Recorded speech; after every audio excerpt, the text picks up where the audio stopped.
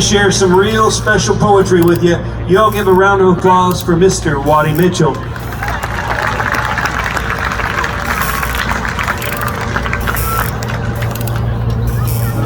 I drove her all right to the shindig that night. Of course, I said it was just for the ride, but I probably bought some dances, I thought, as I walked with her proudly inside.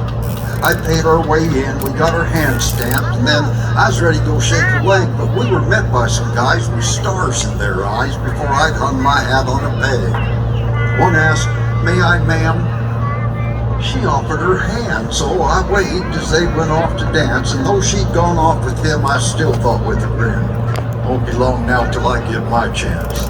By the wall were some chairs, so I took a seat there, and I marveled as she two-stepped around. Her blonde hair would flow as she danced to and fro, her feet barely touching the ground. An hour slipped by. I had no chance to try it, seeing hopefuls were lined to the door, but every once in a while she flashed me a smile as she waltzed past me out on the floor. I was just gonna go ask when Miss Tucker come past, all 5 foot and built somewhat round. She insisted one whirl, and I'll tell you, that girl pretty near flung me plumb out of town. I barely recouped when Granny Colberry swooped me up for a Varsouvienne. Then a schottish with Trish, who was once quite a dish, but all things up sometimes fall down.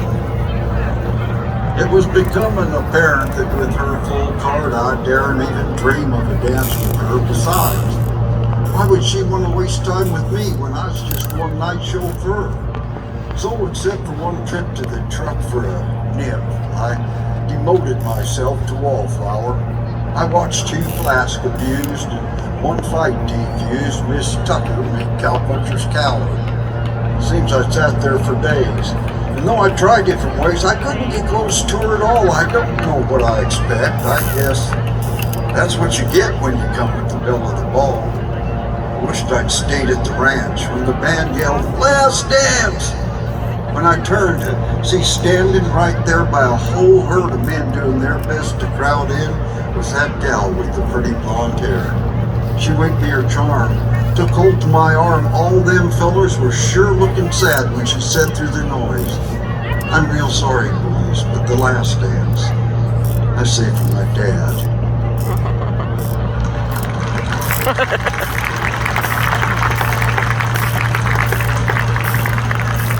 That any of us that's been a daddy knows that, understands what I'm talking about, don't we? You know, I'm an old booger now, and everything ain't just comedy with me, although that's kind of my salt and pepper, is comedy, but every once in a while I can get to thinking about life and what could have been and should have been. When I first met up with Shorty, I was 16 and abrupt.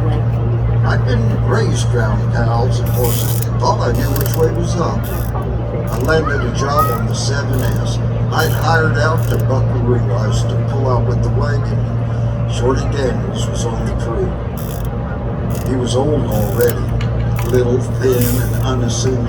The flame that burned his passion for the cowboy life was all-consuming.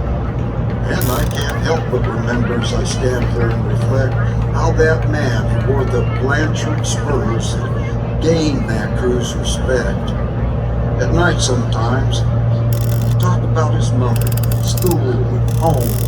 How at 14 years of age he'd set out on his own. You see, he'd aimed to be a cowboy. So he worked free for a ranch, mucking stalls and digging post holes till he'd earned himself a chance. Then how he'd come out to Nevada where he'd spent those many years, and he'd think again of mother, and his eyes would fill with tears when he'd say, "Never made it back to see her before she died.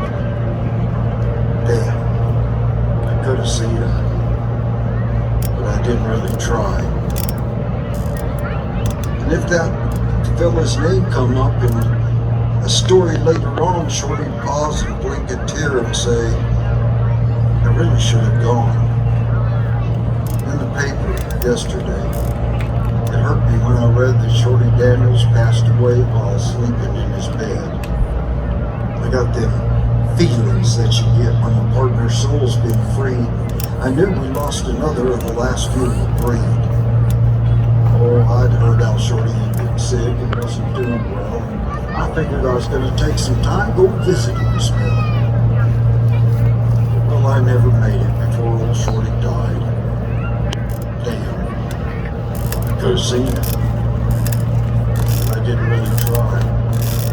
And that made me start to think about some things on my back shelf, like friends I haven't seen for years. How history repeats itself. How outfits that I've worked on have sold out and are no more, and I'm starting now to understand what Shorty choked up for. Oh, I suppose it's in the scheme of things, we'll all have our regrets, but I reckon it's just one more thing that living life begins. But I'll bet when Shorty's name comes up in the story later on, I'll likely pause, blink a tear, and say I really should have gone. Thank you very much. I appreciate it.